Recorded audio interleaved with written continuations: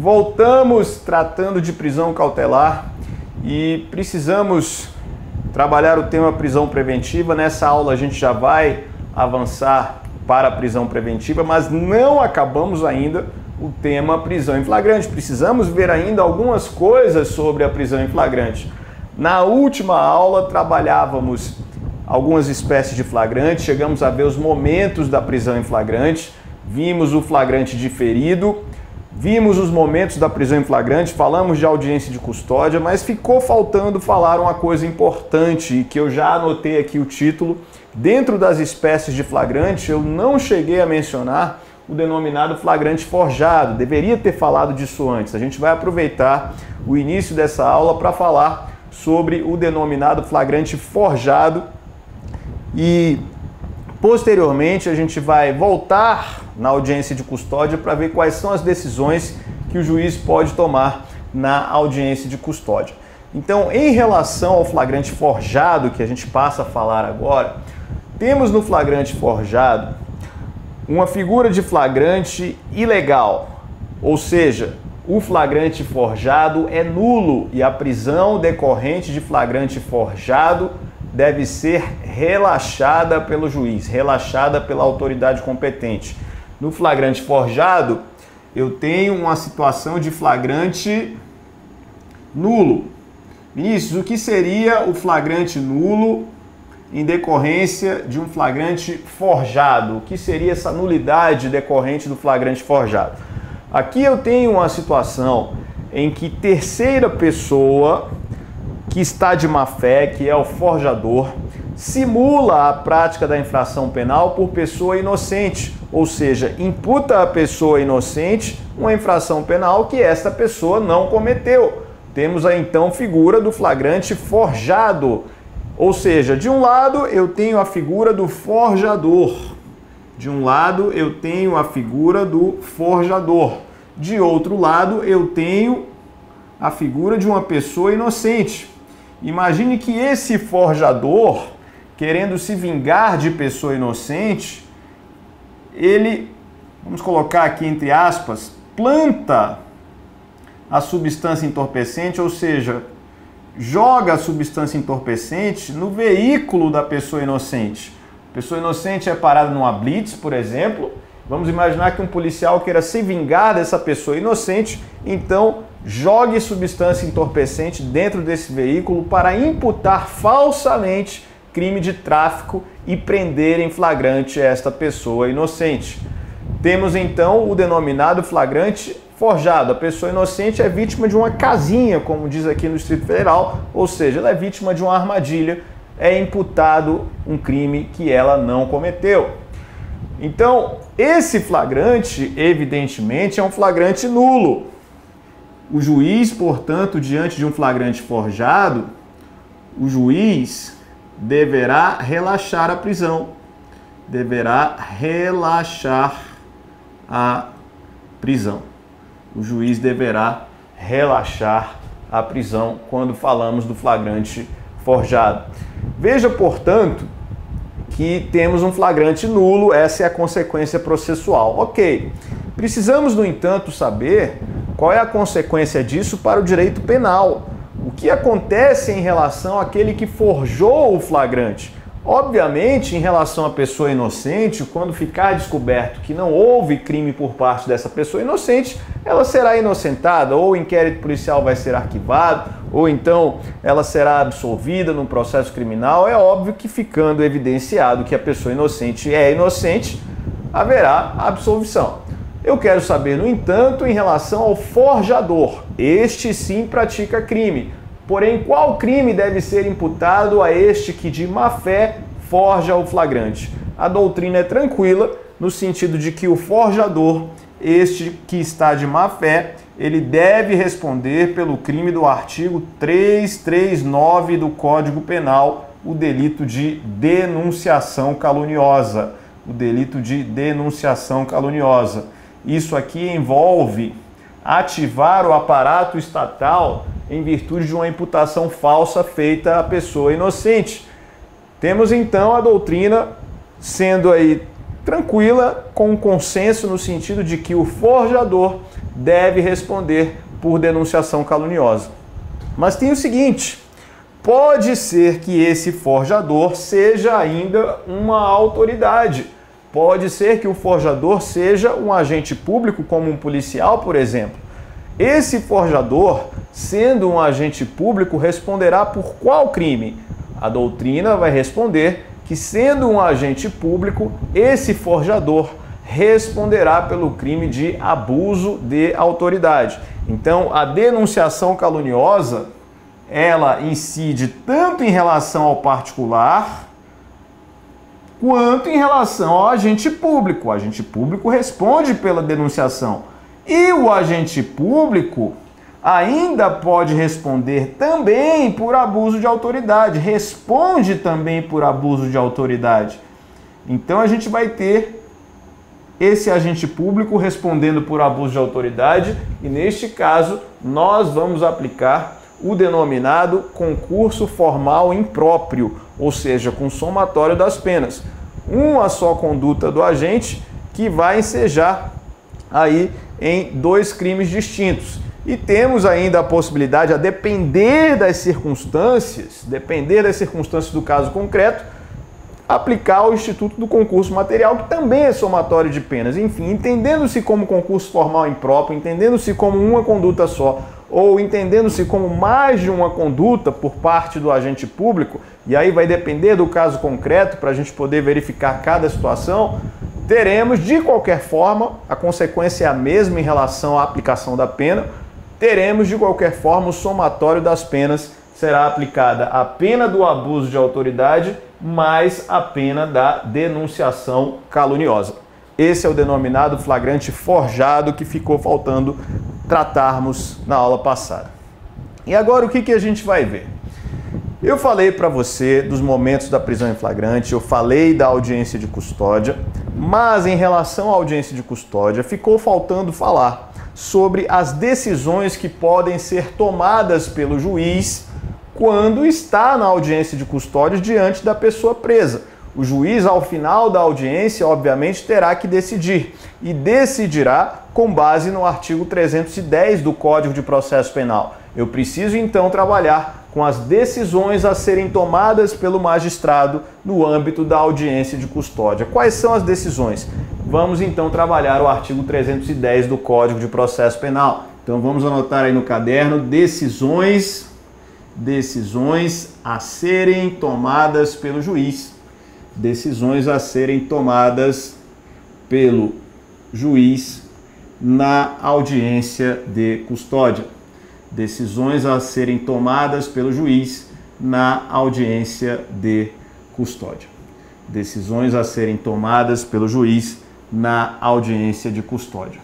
Então, para conhecer quais são essas decisões, eu preciso fazer uma análise do artigo 310 do Código de Processo Penal. Esse é o dispositivo que me dará as diretrizes para saber o que o juiz decidirá quando estiver numa audiência de custódia. Então a gente tem no artigo 310 o inciso 1, dando a primeira possibilidade ao juiz, que é relaxar a prisão ilegal. Então, o inciso 1 do artigo 310 do Código de Processo Penal traz a primeira opção do juiz, qual é? Relaxar a prisão ilegal. Relaxar a prisão ilegal. Primeira opção do juiz, relaxar a prisão ilegal. O que seria isso? O que seria relaxar a prisão ilegal? Então veja, vamos aqui na Constituição Federal e vamos associar esse artigo 310 do Código de Processo Penal com a nossa Constituição. Vamos ver o porquê dessa associação. Por que vamos trabalhar concomitente com o CPP e também com a Constituição Federal.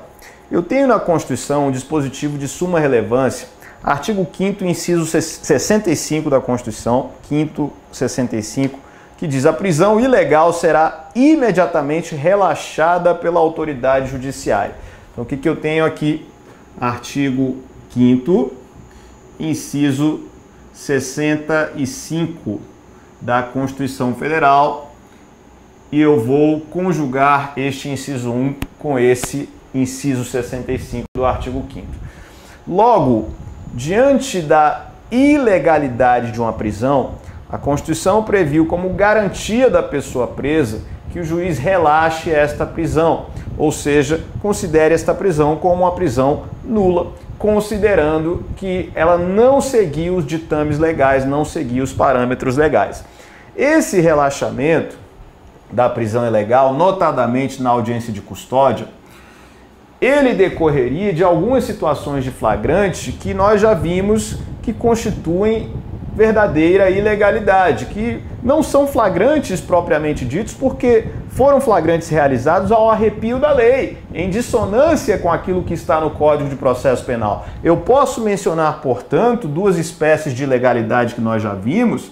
Vamos colocar aqui como exemplos o denominado flagrante preparado. Já vimos que o flagrante preparado é um flagrante ilegal. O Supremo considera isso como crime impossível. A súmula 145 do STF deixa claro que o flagrante preparado é ilegal.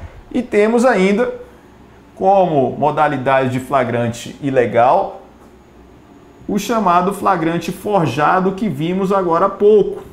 Vimos que no flagrante forjado, pessoa inocente é acusada, é imputada quanto a um crime que não cometeu.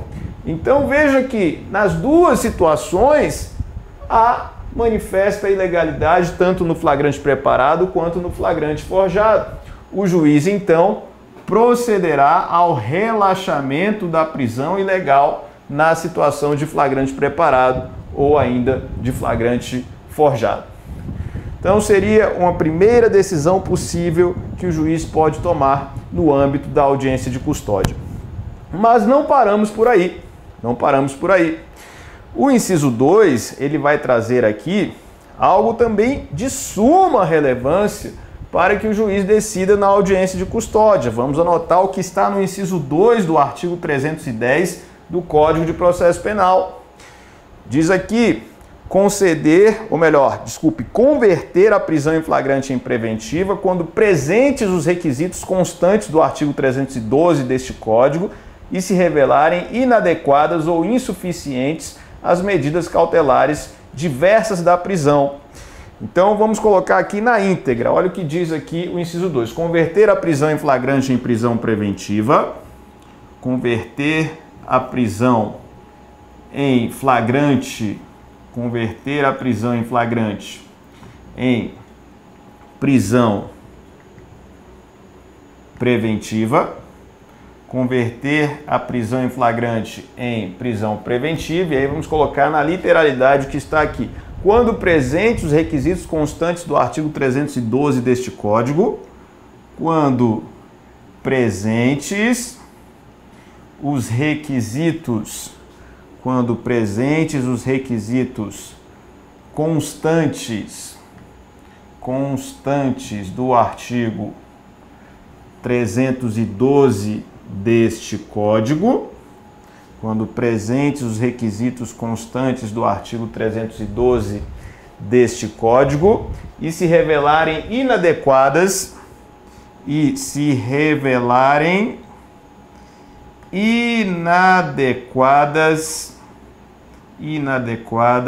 ou insuficientes as medidas cautelares diversas da prisão, ou insuficientes as medidas cautelares diversas da prisão.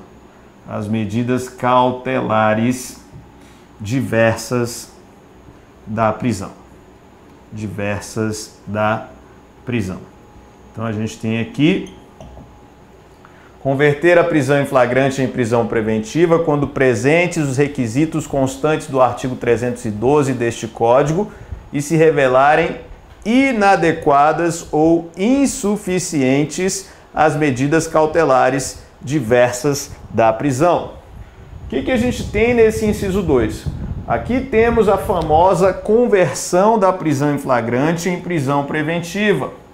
Isso passou a ser admitido a partir do ano de 2011, que o flagrante pudesse ser convertido em prisão preventiva. Até 2011, quando uma prisão em flagrante ocorria, o juiz nada mais fazia do que homologar o flagrante. Então, o status da prisão continuava sendo o status de prisão em flagrante até que o indivíduo fosse julgado. Em 2011, o Código mudou esse panorama e agora o juiz converte o flagrante em preventiva, isto é, o status da prisão cautelar é alterado. Num primeiro momento, temos uma prisão em flagrante e com a conversão, esta prisão passa a ser chamada de prisão preventiva. Veja que aqui o juiz converte a prisão em flagrante em prisão preventiva, mas o próprio inciso 2 vai dar alguns parâmetros ao magistrado para esta conversão.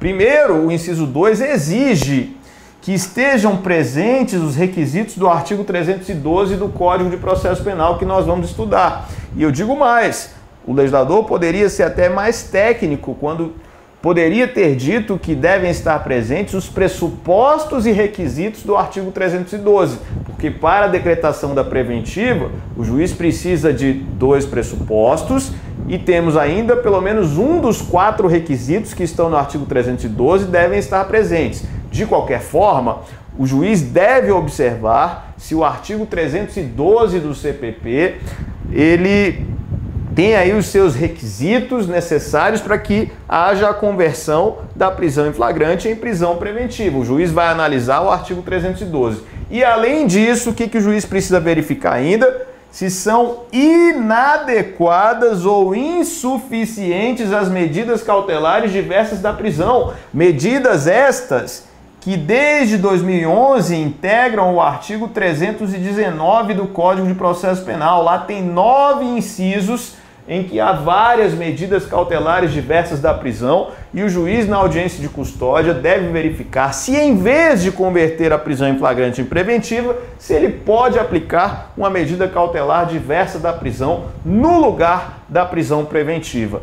Então, pode ser que em vez de converter o flagrante em preventiva e deixar o indivíduo preso, o juiz entenda que é suficiente que ele determine ao sujeito que se afaste da vítima, por exemplo, que não possa manter contato com a vítima, ou determine ao sujeito que compareça regularmente ao juízo para informar e justificar suas atividades, ou o juiz determina a monitoração eletrônica sem a necessidade de manter esse indivíduo preso. Então veja que as medidas cautelares diversas da prisão vieram no ano de 2011 exatamente para evitar a prisão cautelar. Nós vamos falar sobre elas. Agora, é preciso que você saiba que o juiz ele já tem a alternativa de aplicá-las na própria audiência de custódia, na decisão em que ele, em vez de converter o flagrante em prisão preventiva, em vez de converter a prisão em flagrante em preventiva, ele decreta a prisão, ou melhor, decreta uma medida cautelar diversa da prisão. Em vez de converter o flagrante em preventiva, ele decreta uma medida cautelar diversa da prisão. Compreendeu isso? Então a gente tem aqui essa possibilidade. E veja, ele entendendo que não é o caso de converter o flagrante em preventiva, o que o juiz faz então? Ele vai conceder a liberdade provisória ao indivíduo, ele concede a liberdade provisória, que a gente vai ver que é o que está no inciso 3, e concedendo a liberdade provisória, aplica a medida cautelar diversa da prisão. Fácil? Tranquilo isso? Muito fácil. Agora tem uma questão importante sobre essa conversão da prisão em flagrante em preventiva. Qual é a questão que foi parar nos tribunais superiores, tanto no STJ quanto no Supremo? Se o juiz pode fazer esta conversão da prisão em flagrante em preventiva de ofício, ou seja, se o juiz pode fazer a conversão do flagrante em preventiva sem pedido do Ministério Público. E o STJ já disse que sim, o juiz pode converter a prisão em flagrante em preventiva sem pedido do Ministério Público de ofício. Perceba que o inciso 2 em nenhum momento disse que essa conversão dependerá de representação do delegado ou requerimento do Ministério Público, de modo que o STJ interpretou que no caso de conversão de flagrante em preventiva, isso pode ocorrer de ofício. Cuidado, e a gente vai ver daqui a pouco, porque na fase de investigação preliminar, A decretação de preventiva sem conversão de flagrante em preventiva não pode ocorrer de ofício pelo juiz como regra geral. O juiz não pode, na fase de investigação preliminar, decretar prisão preventiva de ofício, mas no caso de conversão, o STJ já decidiu que o Código não faz qualquer exigência à necessidade de requerimento do MP.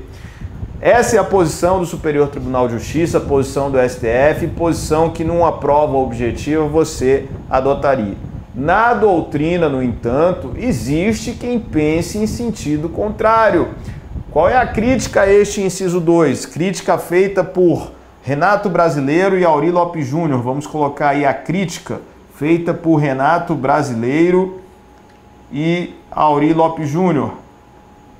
A crítica seria no sentido de que o juiz, ao converter o flagrante em preventiva de ofício, estaria violando o sistema acusatório, estaria atuando com a medida de restrição à liberdade sem que o órgão acusador, que é o Ministério Público, tivesse feito qualquer requerimento. Isso, no entendimento desses autores, Aury Lopes Júnior e Renato Brasileiro, dentre outros, configura violação ao sistema acusatório. Já vimos o sistema acusatório nas nossas primeiras aulas sobre os sistemas processuais. Isso é algo importante para a gente trabalhar. E a gente tem ainda no inciso 3, uma questão interessante aqui, que é a diferença. Vamos trabalhar agora com a diferença entre liberdade provisória e relaxamento de prisão. O inciso 3 diz: conceder liberdade provisória com ou sem fiança. Vamos anotar aí no caderno: conceder liberdade provisória, com ou sem fiança. Conceder liberdade provisória com ou sem fiança. Então, se não estiver aparecendo na sua tela aí, saiba que aqui no inciso 13 a gente escreveu: conceder liberdade provisória com ou sem fiança. O juiz, quando concede liberdade provisória, ele toma uma decisão diferente do relaxamento. No relaxamento, a prisão é uma prisão ilegal. O juiz declarou a ilegalidade da prisão, por isso concedeu o relaxamento. Aqui, na concessão da liberdade provisória, diferentemente, o juiz entende que o flagrante é um flagrante legal. O flagrante é um flagrante legal. Embora o flagrante seja um flagrante legal, não há, todavia, os requisitos e pressupostos da prisão preventiva, ou seja, não há motivos para manter o indivíduo preso durante o processo. O juiz, então, concederá a liberdade provisória com ou sem fiança. O juiz, então, tem essa discricionariedade de avaliar se vai aplicar ou não a fiança, e o critério que vai preponderar quanto a essa aplicação da fiança é exatamente a condição econômica da pessoa presa. Na audiência de custódia, atualmente, o juiz pode verificar ali na audiência, até pelo grau de instrução daquela pessoa, pelas condições de higiene, enfim, por outras características, o lugar onde mora, o juiz pode verificar que não há condições financeiras daquela pessoa presa para que ela recolha o valor da fiança. E aí, concedendo liberdade provisória, naturalmente, se verificar que essa hipossuficiência é manifesta na audiência de custódia, concederá a liberdade provisória sem fiança. Ele, então, tem essa terceira alternativa, conforme está no artigo 310, inciso 3. Conceder liberdade provisória com ou sem fiança. O juiz entende que o flagrante é legal, não havendo, todavia, os requisitos da prisão preventiva. Compreendeu isso aí? Então, estamos avançando, estudando o Instituto da Prisão Cautelar. Estamos avaliando as decisões que o juiz pode tomar na audiência de custódia, mas não para por aí. No próximo bloco a gente fala mais sobre outras possíveis decisões na audiência de custódia. Até lá!